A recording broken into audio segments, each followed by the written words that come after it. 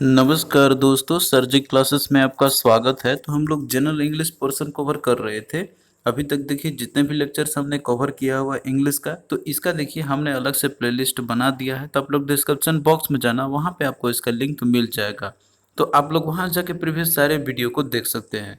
और देखिए हमने जनरल अवेयरनेस का एक पूरा कंप्लीट पीडीएफ नोट्स भी तैयार कर दिया है, जिसमें कि आपको इंग्लिश के जितने भी इंपॉर्टेंट जो टॉपिक्स है आपके, तो वो सारा कुछ इसमें हमने इंक्लूड कर दिया है। जो टॉपिक्स हमने आपको ऑलरेडी कवर करा दिया वो तो है ही, इसके अलावा जो टॉपिक्स आपके रिमेनिंग है तो वो सारा कुछ हमने इसमें इंक्लूड किया हुआ है विद क्वेश्चन के साथ में। तो आप लोग जो है इसको बाय कर सकते हैं, लिंक डिस्क्रिप्शन बॉक्स में इसका दिया हुआ है। और देखिए दोस्तों, हमने जो है इसके साथ में एक स्पेशल कोर्स भी हमने लॉन्च किया हुआ है आपके इंग्लिश और जीके के पूरे कंप्लीट प्रिपरेशन के लिए, जिसमें कि आपको यहाँ पे जो है इंग्लिश और जीके का पूरा कंप्लीट आपको टॉपिक वाइज लेक्चर्स आपको प्रोवाइड तो करेंगे ही, साथ में आपको पीडीएफ और साथ में टेस्ट सीरीज आपको प्रोवाइड किया जाएगा टॉपिक वाइज, और ओवरऑल सब्जेक्ट वाइज भी आपको हम प्रोवाइड इसमें करेंगे। तो ये जो है आपके जितने भी एग्जामिनेशन होने वाले हैं आपके, जैसे कि आपका हो गया एचपीसीएल का, डी ट्रिपल एस बी का, आरएससीबी एचएएल का, जिसमें कि इंग्लिश आपके पूछे जाएंगे, तो इन सभी के लिए आपका ये हेल्पफुल रहेगा। और जिसमें जीके आपका है, तो जीके के लिए भी जो है आपका इस सभी एग्जामिनेशन में आपके आने ही वाले हैं, बस एसपीसीएल को छोड़ के। तो इन सभी का एग्जामिनेशन में आप लोग जीके का तैयारी तो कर ही रहे होंगे, तो उसमें जो है आपका ये काम आ जाएगा। तो देखिए ये कोर्स केवल आपको ओनली 199 रुपीज़ में ही अवेलेबल है, तो आप लोग इसको बाई कर सकते हैं।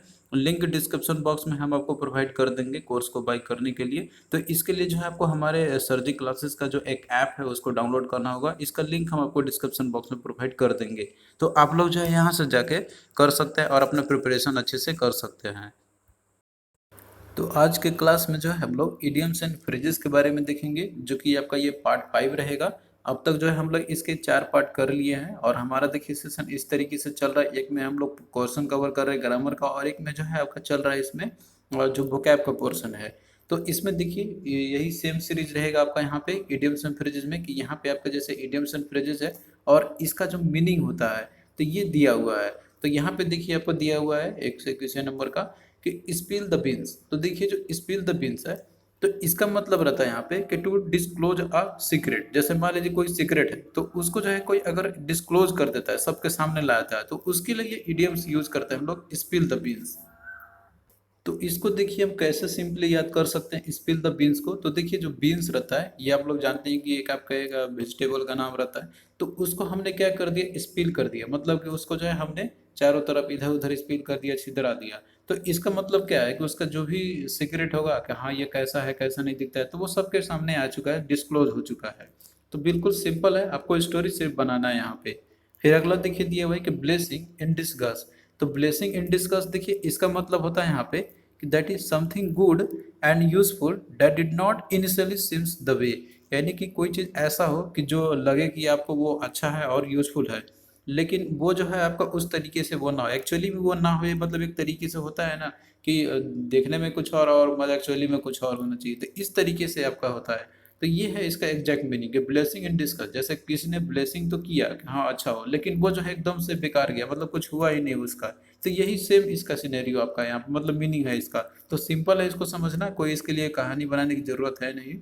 फिर अगला देखिए दिया हुआ आपका यहाँ पे नेक्स्ट जो आपका दैट इज मीन बिजनेस।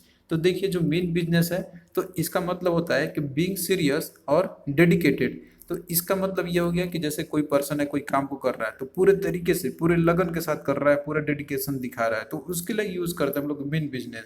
तो सिंपल सा बात है, इसका आपने हिंदी में सुना होगा कि आप अपने काम से मतलब रखो, मीन बिजनेस।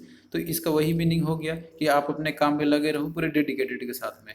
फिर अगला देखिए दिया हुआ है कि कम हेल और हाई वाटर। तो कम हेल और हाई वाटर देखिए इसका मतलब होता है कि possible obstacles in your path. यानी कि वो सारे पॉसिबल जो ऑब्स्टिकल जो हर्डल्स होते हैं जो आपके पाथ में आते हैं, जो आपके सक्सेस पाथ में, या फिर आप जो भी चीज़ करते हैं तो उसमें जो भी जो अटकलें आते हैं, जो भी परेशानी होती है, तो उसके लिए यूज़ करते हैं हम लोग कि कम हेल और हाई वाटर। तो इसको सिंपली आप याद कर सकते हैं कि चाहे कोई हेल आए, या फिर कोई नरक आए, या फिर कोई पानी ही आ जाए मेरे रास्ते में, लेकिन मैं तो आगे बढ़ता ही जाऊंगा। तो यही वही सेम सिनेरियो आपका है कि possible obstacle in your path. फिर अगला देखिए दिया हुआ है कि एप्पल्स ऑफ वंस आई। तो एप्पल्स ऑफ वंस आई का इसका मतलब होता है कि बीइंग चेरिस्ड। तो इसका मतलब ये सिंपल में हो गया कि कोई चीज़ जो आपके लिए बहुत ही प्यारा हो, बहुत ही वो जो है आपका मतलब एक तरीके से कहिए कि वो यूज़फुल सा चीज़ हो आपका, जो आप उसके बहुत लगाव रखते हैं उससे, तो ये चीज़ आपका हो गया। तो सिंपल है कि एप्पल्स ऑफ वंस आई। तो अब देखिए कोई भी किसी का आँख मतलब जो है एप्पल के मतलब एप्पल उसका क्या हो कि एप्पल जो है उसका आँख ही हो एक तरीके से, तो जाहिर सी बात है कि वो उसके लिए बहुत ही अच्छा चीज़ होगा, बहुत ही प्यारा चीज़ होगा। तो सिंपल है, इसको स्टोरी बना के याद कर लेना। फिर अगला देखिए दिया हुआ है कि bite off more than you can chew. तो इसका मतलब रहता है यहाँ पे कि not able to complete a task due to lack of ability, यानी कि कोई एक ऐसा टास्क जिसे वो कंप्लीट ही नहीं कर पाया हो क्योंकि उसके पास एबिलिटी ही नहीं है कि हाँ उसको कर सके। तो सिंपल सा बात है यहाँ पर कि जैसे कि मान लीजिए कोई पर्सन है, उसने कोई टास्क को कंप्लीट करने के लिए ठेका ले लिया लेकिन उसके पास एबिलिटी ही नहीं है उसको करने का, तो सिंपल सी बात है वो होगा ही नहीं। जब तक एबिलिटी ही नहीं रहेगा तो वो कर ही नहीं पाएगा। तो सिंपल है, आप इसको भी समझ सकते हैं कि bite off more than you can chew, यानी कि जितना आप चबा नहीं सकते उससे ज़्यादा आपने बाइट कर लिया, तो जाहिर सी बात है कि उसमें आप सक्सेस हो ही नहीं पाइएगा, वहाँ पे कंप्लीट होगा ही नहीं आपका। तो सिंपल सा है मीनिंग, कोई दिक्कत नहीं होगी आपको याद करने में। फिर अगला देखिए दिया हुआ है कि the best of both worlds. The best of both worlds का इसका मतलब रहता है यहाँ पे कि the benefits of widely differing situation enjoyed at the same time, यानी कि एक ऐसा सिचुएशन आया हो कि जिस समय आपने दो डिफिकल्टी एक साथ फेस किया हो लेकिन अब आपसे आपने जो है उससे उभार पा लिया हो और अब आप जो है इंजॉय कर रहे हैं, मतलब आपने जो है दोनों डिफिकल्टी को पार करके अब आपका पास जो है इंजॉय कर रहे हैं, मतलब वो समय चला गया हुआ है, तो उसके लिए यूज़ करते हैं the best of both worlds. तो इसका सेम यही मीनिंग है कि दोनों जो दुनिया था आपका उससे अभी अच्छा दुनिया अभी आया हुआ है मेरा। फिर अगला देखिए दिया हुआ है कि feeling a bit under the weather. तो feeling a bit under the weather का इसका मतलब रहता है कि फीलिंग स्लाइटली इल, यानी कि जो थोड़ा सा बीमार जैसा महसूस करता है, तो उसके लिए यूज करते हैं हम लोग feeling a bit under the weather. अब देखिए जैसे कोई वेदर नॉर्मल आपका रहता है तो उस समय पर्सन ठीक ही रहेगा, लेकिन अगर मान लीजिए कि वो वेदर के अंदर में आ जाए, मतलब मौसम में बदलाव अगर आ जाए, तो उस समय जो फीलिंग्स होगी थोड़ा बहुत उसको फीलिंग्स हो रहा है यहाँ पे, तो सिंपल सा सिनेरियो है कि हाँ थोड़ा बहुत इलनेस तो उसको होगा ही होगा। फिर अगला देखिए दिया हुआ है कि आइसिंग द केक। तो आइसिंग द केक का देखिए इसका मतलब रहता है यहाँ पे कि something that turns good into great, यानी कि कोई चीज़ ऐसा हो कि जो आपके लिए अच्छा तो था लेकिन वो और भी अच्छा हो गया हो और भी अच्छे में बदल गया हो, तो उसके लिए बोलते हैं हम लोग, जैसे बोलते हैं ना कि सोने पे सुहागा, तो यही सेम सिनेरियो मतलब है हिंदी में इसका आपका यहाँ पर। तो वही है कि आइसिंग द केक, देखिए केक आपका तो रहता ही है, जैसे आप उसको केक जो आपका रहता है तो वो खाने के लिए यूज किया जाता है, लेकिन अगर उसमें हम लोग आइस लगा देते हैं, आइस यूज कर देते हैं उसके अंदर में, तो वो और भी अच्छा हो जाएगा, और भी अच्छा दिखेगा, और भी खाने के लिए अच्छा हो जाएगा। तो सेम सिनेरियो यहीं पर है। फिर अगला देखिए दिया हुआ है cost and arm and leg. तो cost and arm and leg इसका देखिए मतलब रहता है यहाँ पे कि बी वेरी एक्सपेंसिव, यानी कि जो चीज़ बहुत ही महंगा हो आपके लिए, जो कि आपने लिया हुआ है, तो उसके लिए यूज करते हैं हम लोग। तो सिंपल सा बात है यहाँ पे देखिए दिया हुआ है कि cost and arm and leg, यानी कि वो इतना कॉस्टली है कि वो जो है आपका आर्म यानी कि अपने बाह और अपना जो पैर है उन सभी को आपने फैला दिया, पूरा निकाल दिया, तब भी जो मतलब इतना आपने कर खर्चा कर दिया कि आपका सारा हाथ पैर बाहर आ गया। तो सिंपल सा मतलब है यहाँ पर आपको समझना होगा किसी तरीके से। फिर अगला देखिए दिया हुआ है कि जम्प द बैंड वगन। तो जम्प द बैंड वगन का देखिए इसका मतलब रहता है यहाँ पे कि to join a popular activity और ए ट्रेंड, यानी कि कोई एक ऐसा पॉपुलर एक्टिविटी या फिर जो ट्रेंड में चल रहा हो तो आपने उसको ज्वाइन कर लिया है, तो उसके लिए यूज करते हैं हम लोग कि जंप द बैंड वैगन। तो इसका सिंपल देखिए बैंड वैगन जो एक एक एक्चुअली एक टर्म है आपका, मतलब एक फ्रेज है जो वर्ड लिया गया बहुत पहले का सिद्धांत है यहाँ पर कि वो चीज़ जो अच्छा ऐसा चीज़ जो कि अच्छा काम होता था तो उसमें सब जो है आके एक ही चीज़ में आके कूद जाते थे जो चीज़ अच्छा चल रहा था, तो उसी के लिए ये यूज़ किया गया है यहाँ पर। फिर अगला देखिए दिया हुआ है कि ball is in your court. तो ball is in your court का देखिए इसका मतलब रहता है यहाँ पर कि when it is up to you to make the next decision और ए स्टेप, यानी कि ये आपके ऊपर रहता है कि नेक्स्ट डिसीजन या फिर नेक्स्ट स्टेप क्या लेना है, वो आपके ऊपर पूरे तरीके से छोड़ दिया जाता है यहाँ पर। तो यही सेम सिनेरियो है कि जैसे कि अभी आपके पास समय है कि या तो आप गवर्नमेंट जॉब का प्रिपरेशन कीजिए या तो आप प्राइवेट जॉब का कीजिए, ये आपके ऊपर डिसीजन है। तो सिंपल सा यही दिया हुआ है आपका मीनिंग इसका कि ball is in your court, यानी कि बॉल जो है वो आपके कोर्ट में है, अब आप उसे अब जैसा चाहे उसको फेंक दीजिए या फिर रख लीजिए, वो आपके मतलब है आपके ऊपर में है। फिर अगला देखिए दिया हुआ है कि to be in the doldrums. To be in the doldrums देखिए इसका मतलब रहता है यहाँ पे कि to be in a low spirit, यानी कि ऐसे सिचुएशन में आ जाना है कि जहाँ पे जो है आप थोड़ा सा एक ऐसे सिचुएशन में आते हैं जहाँ पे आप कंफ्यूज हो जाते हैं कि हम क्या करें, तो यही चीज़ है, और यहाँ पे आप हताश फील करते हैं, तो ये सिंपल मीनिंग इसका हो गया। तो यही सेम चीज़ है कि to be in the doldrums. फिर अगला देखिए कि to sit on the fence. To sit on the fence का देखिए इसका मतलब रहता है यहाँ पे कि to be neutral, to remain neutral, यानी कि ऐसा अवस्था में आप रहते हैं कि जहाँ पे आप कुछ नहीं सोचते हैं कि क्या करें क्या ना करें, मतलब बिल्कुल हम रिलैक्स मोड में रहते हैं वहाँ पे, तो उसके लिए यूज करते हैं हम लोग to sit on the fence. अब देखिए जो फेंसिंग किया रहता है आपका, आप जानते हैं कि सबसे किनारे में रहता है, तो कि मतलब जो भी एंडिंग रहता है वहाँ पे, तो वहाँ पे जाके आपने सीट किया अच्छे से आराम से, तो वो जाहिर सी बात है कि वहाँ पे आपका जो है ऐसे पोजीशन पे आप आए हैं जहाँ पे आप कुछ सोच ही नहीं रहे हैं, बिल्कुल बिल्कुल एकदम न्यूट्रल से हो गए हैं आप।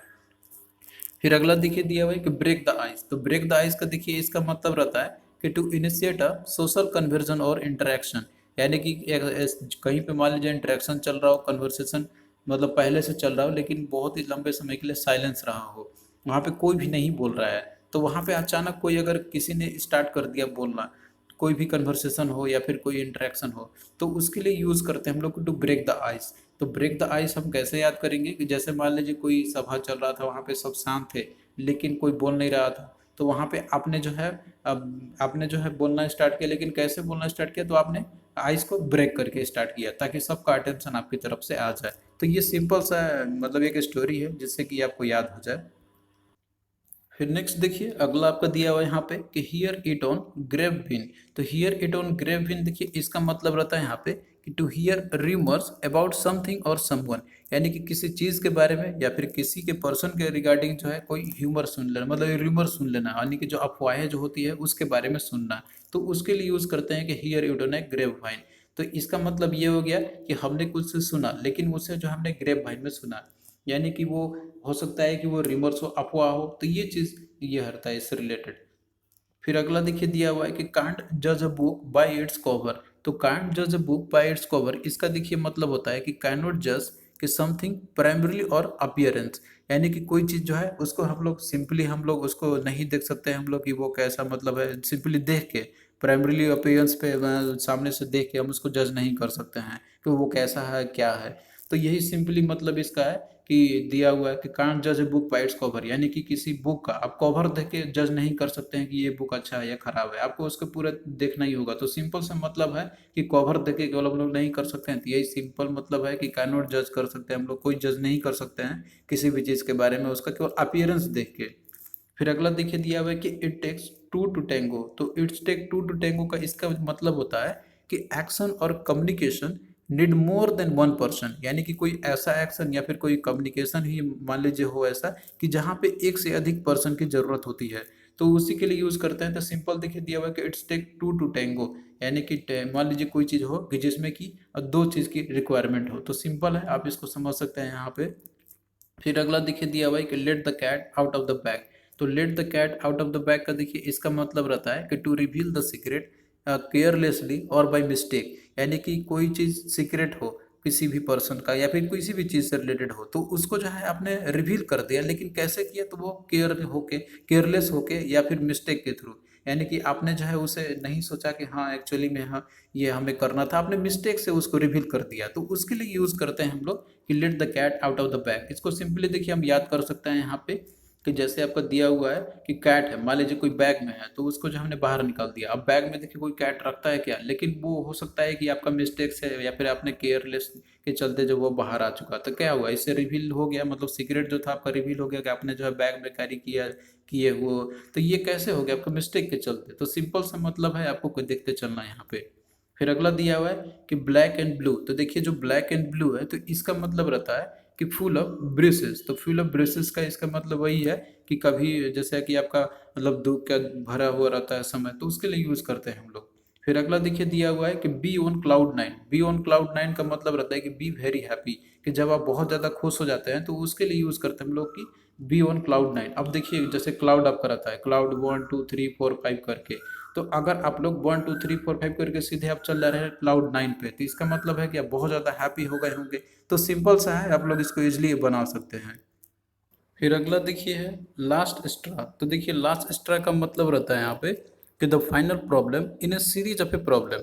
अब जैसे कि देखिए कोई एक प्रॉब्लम रहता है आपको, यानी कि जब आपका कठिनाई का समय आता है, दुख का समय रहता है, तो उस समय देखिए एक सीरीज में दुख आते ही रहता है, तो उसमें से जो आखिरी जो दुख रहता है, यानी कि जो आखिरी का सबसे जो रहता है कि जब प्रॉब्लम आपको क्रिएट हो रहा होगा, तो उसके लिए यूज करते हैं हम लोग द लास्ट स्ट्रा।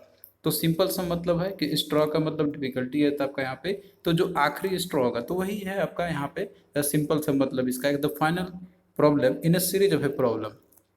फिर अगला देखिए बर्ड्स आई व्यू। तो बर्ड्स आई व्यू का मतलब रहता है कि a view from a very high place that allows you to see a very large area, यानी कि कोई अब ऐसे जगह से आप व्यू देख रहे हैं किसी भी चीज़ को, कोई प्रोजेक्ट हो गया कि जहाँ से आप लोग जो है एक लार्ज एरिया को पूरे देख सकते हैं, तो उसके लिए यूज़ किया जाता है अ बर्ड्स आई व्यू।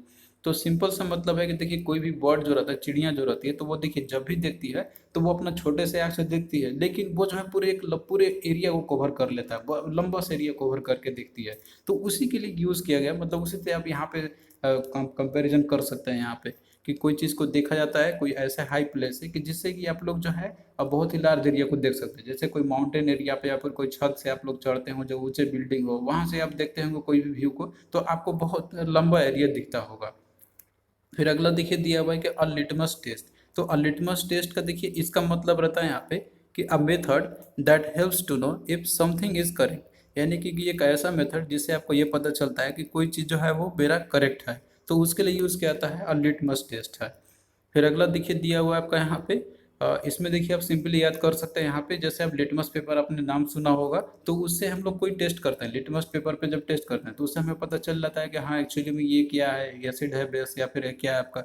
तो वही सेम सिनेरियो है कि एक ऐसा मेथड जिससे हमें पता चल रहा है कि वो जो चीज़ है वो करेक्ट है, तो आप इसको रिलेट करके याद कर सकते हैं। तो करेक्ट हमें कब पता चलता है कि एसिड है, बेस है, तो जब हम लोग उसका लिटमस टेस्ट करते हैं तो। फिर इसके बाद देखिए अगला दिया हुआ है कि at the drop of a hat. तो at the drop of a hat का इसका मतलब रहता है यहाँ पे कि willingness to do something instantly, यानी कि वो चाहता है कि हम किसी चीज़ को जो है इंस्टेंटली कर ले, एकदम कि तुरंत से कर लें हम लोग, तो उसके लिए यूज़ करते हैं कि that is eight the drop of a hat, यानी कि जो चीज़ जो है आपका जो एकदम इंस्टेंटली पे करने के लिए तैयार हो जाए। हाँ, आपने हैट को ड्रॉप किया तो वैसे ही वो जो है तैयार हो जाए।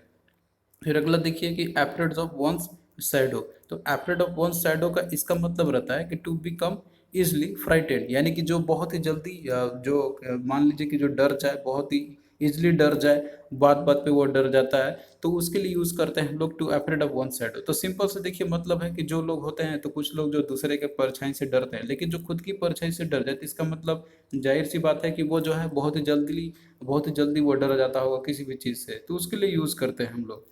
फिर अगला देखिए दिया हुआ है कि हाउस ऑफ कार्ड। तो हाउस ऑफ कार्ड का देखिए इसका मतलब रहता है यहाँ पे कि अ पुअर प्लान। तो इसको सिंपली आप रिलेट कर सकते हैं यहाँ पे कि जैसे कोई हाउस बना हुआ है कार्ड से, तो कार्ड से मान लीजिए कि वो अगर बना हुआ है तो आप जानते हैं कि वो तुरंत बिखर जाएगा, थोड़ा सा भी हवा चला, थोड़ा सा भी अगर हम उसको इधर उधर करते हैं तो सिंपल सही है कि एक ऐसा प्लान आपने बनाया कि जो बहुत ही बेकार हो, वो तुरंत से धराशायी हो जाए आपका, तो उसके लिए यूज़ किया जाता है हाउस ऑफ कार्ड्स। फिर अगला देखिए दिया हुआ है कि फूल्स पैराडाइज। तो फूल्स पैराडाइज का मतलब रहता है यहाँ पे कि फॉल्स सेंस ऑफ हैप्पीनेस, यानी कि ऐसा शो करना कि आप हैप्पी तो है लेकिन वो एक्चुअली में है नहीं, वो एक झूठा आप दिखा रहे हैं कि हैप्पी हैप्पी हैं आप, तो उसके लिए यूज़ करता है फूल्स पैराडाइज। फिर अगला देखिए इसको सिंपली आप याद भी कर सकते हैं, पैराडाइज का आपका मतलब रहता है यहाँ पे कि जो आप लोग बोलते हैं स्वर्ग, लेकिन ऐसा हो कि जो फूल्स हो, बनाया गया हो एक तरीके से, वो एक्चुअली में है नहीं, बनाया गया हो, तो उसी के लिए यूज़ करते हैं हम लोग फॉल्स सेंस ऑफ हैप्पीनेस। फिर अगला देखिए दिया हुआ है कि गेट ए रॉ डील। तो गेट ए रॉ डील का मतलब रहता है यहाँ पे कि to not be treated as well as the other people, यानी कि जो बाकी दूसरे जो पीपुल होते हैं उस तरीके से ट्रीट नहीं किया जाता हो, तो उसके लिए यूज़ करते हैं हम लोग कि गेट ए रॉ डील। फिर अगला देखिए दिया हुआ है कि गिव कोल्ड शोल्डर। तो देखिए इसका मतलब रहता है यहाँ पे कि टू इग्नोर, यानी कि कोई चीज़ मान लीजिए कोई इग्नोर करता है किसी को, तो उसके लिए यूज़ करते हैं हम लोग गिव ए कोल्ड शोल्डर। तो सिंपल सा है, यहाँ पे आपको बस किसी तरीके से स्टोरी बनाना है और आपको याद रखना है, तो जो है आपको कोई दिक्कत नहीं होगी। तो इस तरीके से जो है हम लोग पोर्शन आगे भी कवर करते चलेंगे, तो आप लोग भी स्टडी करते रहिए।